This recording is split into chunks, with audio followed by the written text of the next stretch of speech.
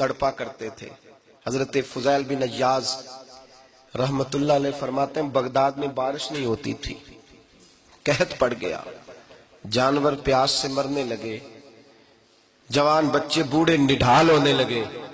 فرماتے ہیں میں بھی نکلا، سفیان ثوری بھی نکلے، اور بھی کئی صوفیاء میدان میں نکلے، دعائیں مانگی، پر بارش نہیں ہوتی تھی۔ فرماتے ایک جھونپڑی سے ایک سفید بالوں والا اور گندمی رنگ والا ایک بوڑھا غلام نکلا جو کسی کا ملازم تھا، باہر آیا جھونپڑی سے، ہم اسے دیکھ رہے تھے، وہ ہمیں دیکھ نہیں رہا تھا۔ فرماتے ہیں اس کے چہرے پر عبادت کے نشان تھے، دور سے اس کا چہرہ دیکھتے لگتا تھا کوئی رب کریم کا بندہ ہے۔ فرماتے ہم اسے اللہ کا ولی جانتے تھے۔ اس نے دعا مانگی کہ تو لفظ پتہ کیا ہے دعا کے؟ ہاتھ اٹھا کے کہنے لگا مولا مجھے پتا ہے یہ جو بارش نہیں نہ ہو رہی ہے میری وجہ سے نہیں ہو رہی، میرے گناہوں کی بڑی لمبی فہرست ہے، بڑی لمبی لائن ہے۔ کہنے لگا اے اللہ میری اکیلے کی وجہ سے سارے بغداد کو سزا تو نہ دے۔ رب کریم جوان بھوکے، بچے بھوکے، مائیں ترس گئیں، بچے ترس گئے، جانور پانی کے قطرے، اللہ گناہ تو میرے اکیلے کے ہیں اور ان سب کو سزا کیوں دیتا ہے؟ نہ میری سزا سب کو تو نہ دے، میری سزا صرف مجھے دے، ان کو نہ دے۔ کہتے ہیں ابھی اس کے ہاتھ اٹھے ہوئے تھے، دعا بول رہا تھا، رب کریم نے فوراً بارش عطا فرما دی۔ فرماتے ہیں کھل کے بارش برسی۔ میں نے لوگوں سے پوچھا پتہ کرو کس کا غلام ہے، کہا فلاں آدمی کا۔ حضرت فضیل بن عیاض کہتے ہیں میں شام کو گھر چلا گیا، اس کے آقا سے بات کی، خرید لیا۔ میں جب اس کو خرید کے لایا، گلی میں جا رہے تھے تو مجھے کھڑا کر کے کہنے لگا فضیل میں نکما سا آدمی ہوں، بال بھی سفید ہے، مجھ سے تو زیادہ کام ہی نہیں ہوتا، کیوں تو نے پیسے خرچ کیے؟ میں اس قابل ہی نہیں تھا، کیوں خریدا؟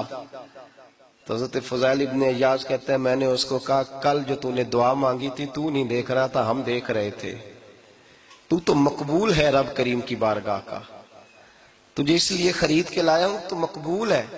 کہتے ہیں یہ لفظ سنے تو ٹھہر گئے، وہ کہنے لگے اچھا آقا مجھے 5 منٹ کا وقت ملے گا؟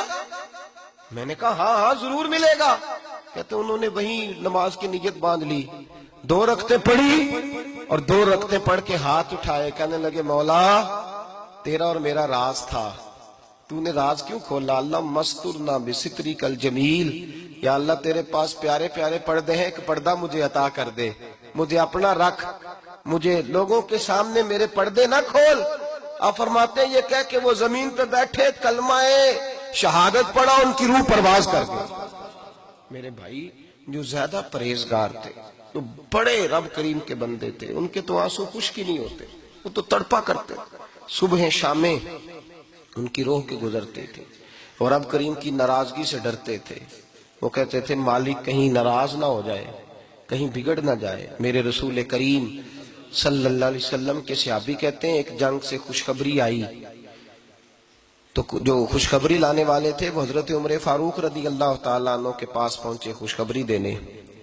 حضرت عمر رضی اللہ تعالیٰ عنہ کھڑے تھے، صحابی نے آ کے کہا عمر مبارک ہو۔ جناب عمر کچھ لوگوں سے گفتگو کر رہے تھے، بات چیت جاری تھی، کہا مبارک ہو، فتح ہو گئی۔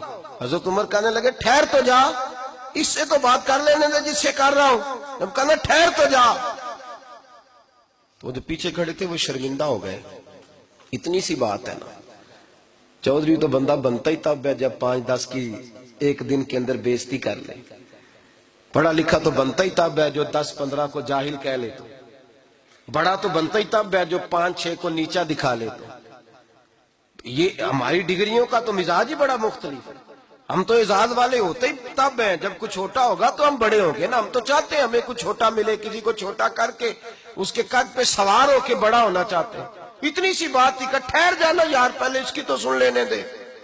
وہ شرمندہ ہو گئے صاحب، جب وہ شرمندہ ہوئے تو سیدنا فاروق اعظم دوڑے گئے، صحابہ کہتے ہیں گارا تھا، کیچڑ تھا، اس گارے میں سر رکھا، سجدہ کرنے لگے، اٹھے، کہنے لگے مولا اپنے عمر سے ناراض نہ ہو جانا، یہ کل تک اونٹ چرایا کرتا تھا، آج تیری مخلوق کو شرمندہ کرنے لگ گیا ہے، یہ اپنی حیثیت ہی بھول گیا، اسے خبر ہی نہیں کہ یہ کیا تھا، یہ آج تیری مخلوق کو شرمندہ کرتا ہے۔ اللہ اپنے عمر سے ناراض نہ ہو جانا۔